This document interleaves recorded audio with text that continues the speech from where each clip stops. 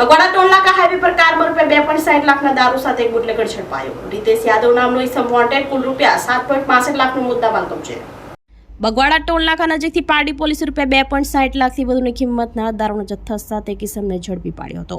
વલસાડ જિલ્લામાં દારૂબંધીના કડક અમલ માટે પોલીસ હરકતમાં આવી છે, ત્યારે પારડી પોલીસની ટીમે નેશનલ હાઈવે નંબર 48 બગવાડા ટોલનાકા નજીક નાકાબંધી દરમિયાન ક્રેટા કારને રોકી તપાસ કરી હતી, જેમાં તપાસ કરતા તલાસરી તરફથી કારની સીટો વચ્ચે તેમજ ડિક્કીના ભાગે બોક્સ સંટાડી લઈ જવાતો 840 નંગ દારૂની બોટલ જેની કિંમત ₹2.60 લાખનો જથ્થો ઝડપી પાડ્યો હતો.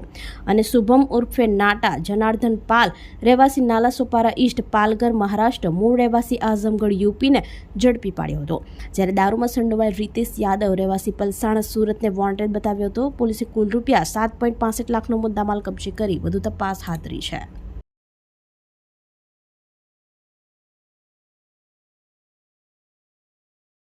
આપણી સંકલ્પ ન્યૂઝ ચેનલને સબસ્ક્રાઇબ અને લાઇક કરો, બેલ આઇકન દબાવો, જેથી આવનાર ન્યૂઝ અપડેટ્સની નોટિફિકેશન આપના મોબાઈલ પર સૌથી પહેલા પહોંચે.